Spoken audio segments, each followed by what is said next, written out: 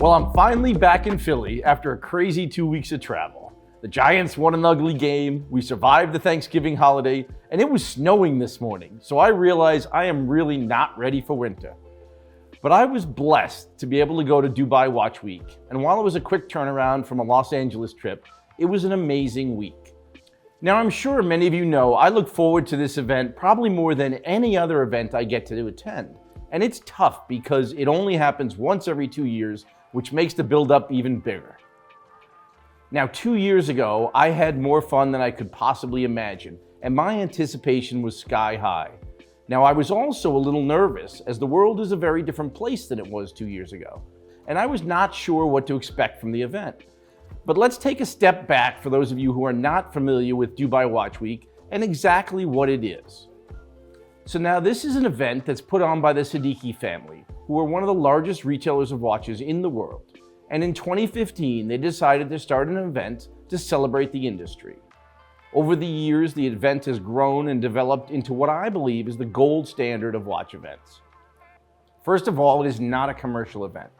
Brands are not allowed to sell, but the event is meant to build community and showcase new product. A huge part of the event is the panels, talks, and experiences all around horology. The best part of Dubai Watch Week is that it's open to anyone who would like to attend, and it's become an international who's who of the watch world. So this time, 50 plus brands participated in the event, and the range was staggering.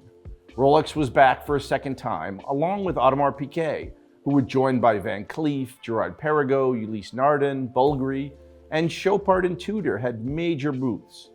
The big difference of the show is, unlike Basel of old or Watches and Wonders, the public has the same access as retailers and dealers.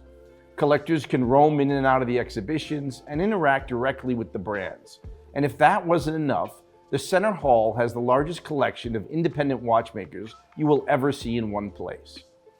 Armand Charron, Chapek, Grubel Forsey, Moser, Hotlands, Konstantin Chenkin, Ludwig Ballard, Laurent Ferrier, MB&F, Ming, Maurice Grossman, Resins, Rexhep, Urwerk, and the list keeps coming.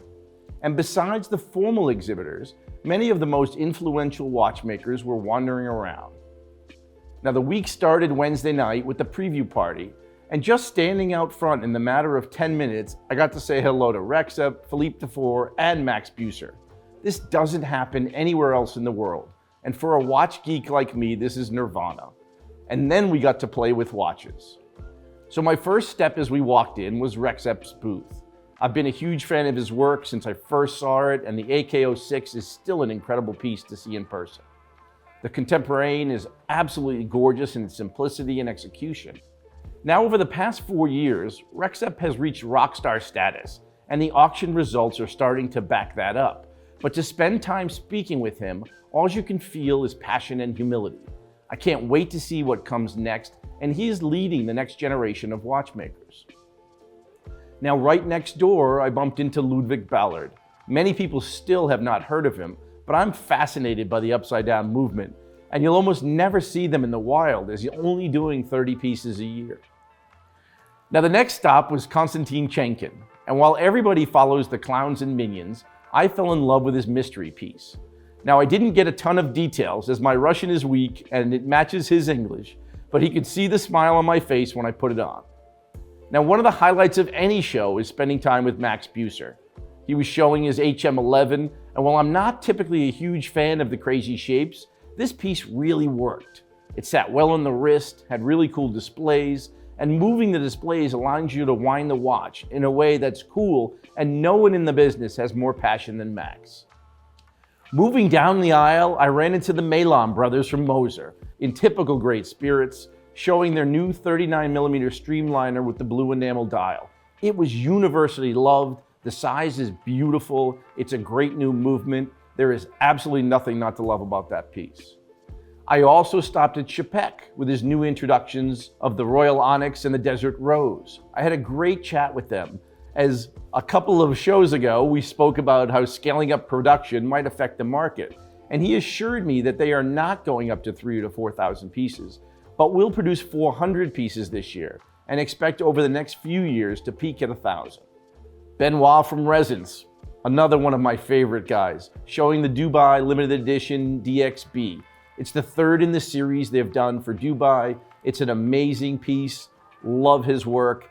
I wish it got more appreciation, but this piece is really pretty if you get a chance to see it.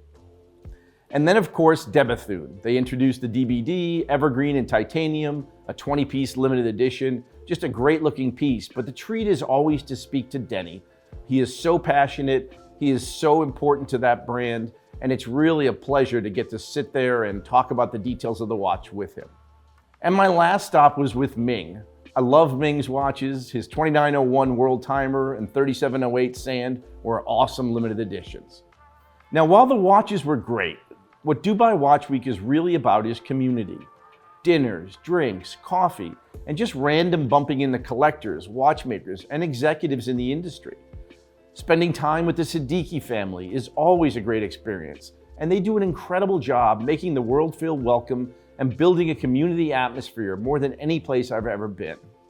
Now, the only negative about Dubai Watch Week is that we'll have to wait 2 more years for it to happen again.